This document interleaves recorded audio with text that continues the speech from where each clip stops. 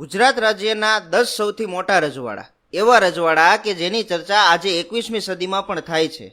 આ રજવાડા ક્યાં ક્યાં હતા, શું હતી આ રજવાડાની ખાસિયત, આ તમામ રજવાડાના રાજા કોણ હતા, આવો જાણીએ ગુજરાતના સૌથી મોટા 10 રજવાડા વિશે અનોખી વાતો. આ સૌથી મોટા રજવાડામાં 10મા નંબર પર આવે છે ધ્રાંગધ્રા પ્રિન્સલી સ્ટેટ. 3023 કિલોમીટર પ્રતિ વર્ગમાં ફેલાયેલા આ રજવાડાની સ્થાપના 1090માં રાજપૂત શાસક હરપાલ દેવે કરી હતી, જે ઝાલાવાડ તરીકે ઓળખાતું હતું. ઝાલા રાજપૂતે મુસ્લિમ આક્રમણ સામે ઘણી લડાઈઓ લડીને પોતાના રજવાડાની રક્ષા કરી હતી. આજે પણ લોકો રાજની અને આ રજવાડાની ચર્ચા કરે છે. 9મા નંબર પર આવે છે થરાદ પ્રિન્સલી સ્ટેટ. 3263 કિલોમીટર પ્રતિ વર્ગમાં ફેલાયેલા આ રજવાડાની સ્થાપના વાઘેલા રાજપૂત શાસક દ્વારા કરવામાં આવી હતી.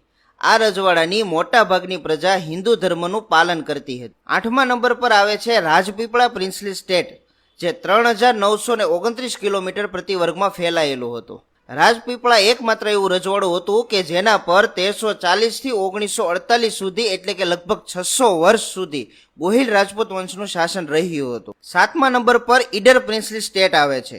ઈડર પ્રિન્સલી સ્ટેટ 4323 કિલોમીટર પ્રતિ વર્ગમાં ફેલાયેલું હતું, જેનું આદર્શ વાક્ય હતું અમે ઈડર્યું ઘર, જેનો અર્થ થાય છે અમે ઈડરનું ઘર જીત્યું. ઈસવીસન 1721માં મહારાજ આનંદસિંહજીએ ઈડર જીતી લીધું હતું. મારવાડના અલગ અલગ વિસ્તારમાંથી જોધા, ચૌહાણ, ચંપાવત વગેરે સરદાર તેમની સાથે આવ્યા હતા. 6ઠ્ઠા નંબર પર આવે છે પાલનપુર પ્રિન્સલી સ્ટેટ, જે 4574 કિલોમીટર પ્રતિ વર્ગ જેટલો વિસ્તાર ધરાવતું હતું. આ રજવાડાનું આદર્શ વાક્ય હતું what has been on by reason it substance force, જેનો અર્થ થાય છે કારણથી જે જીત્યા હોય એ બળથી ટકેલું રહે છે. પાલનપુર રાજ્ય બ્રિટિશ શાસન દરમિયાન ભારતનું એક રજવાડું હતું. 5મા નંબર પર આવે છે ભાવનગર પ્રિન્સલી સ્ટેટ, જે 7669 વર્ગ પ્રતિ કિલોમીટરમાં ફેલાયેલું રજવાડું હતું, જેનું આદર્શ વાક્ય છે મેન પ્રપોઝર્સ બટ ગોડ ડિસ્પોઝર્સ, એટલે કે માણસ પ્રસ્તાવ મૂકે છે પણ ભગવાન તેનો નિકાલ કરે છે. ગોહિલ રાજપૂતોનો દાવો છે કે તેઓ ચંદ્રવંશ સાથે જોડાયેલા પ્રસિદ્ધ પાંડવોના વંશજો છે. 4થા નંબર પર આવતું રજવાડું છે જુનાગઢ પ્રિન્સલી સ્ટેટ, જે 8643 વર્ગ પ્રતિ કિલોમીટરમાં ફેલાયેલું હતું.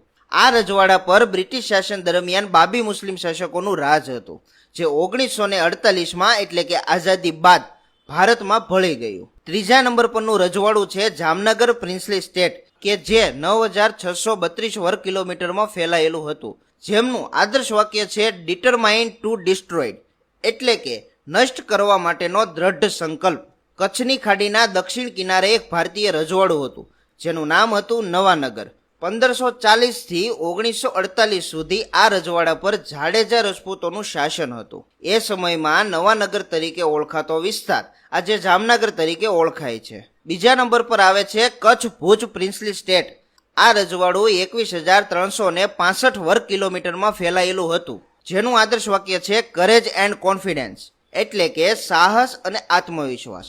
કચ્છ પર જાડેજા રાજપૂત વંશનું શાસન હતું. જાડેજા 12મી સદીના અંતમાં સિંધથી કચ્છ આવ્યા હતા અને કચ્છમાં વસ્યા હતા. દોસ્તો, પહેલા નંબર પર આવે છે બરોડા પ્રિન્સલી સ્ટેટ, જે 21408 પ્રતિ વર્ગ કિલોમીટરમાં ફેલાયેલું હતું.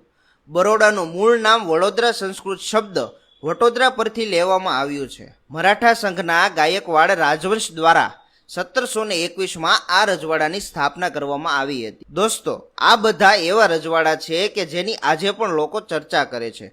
વિડીયો વિશે તમારો અભિપ્રાય કોમેન્ટમાં જણાવો, તથા વિડીયો પસંદ આવ્યો હોય તો વિડીયોને લાઇક અને શેર કરો, તથા અમારા ફેસબુક પેજને ફોલો કરો. ધન્યવાદ.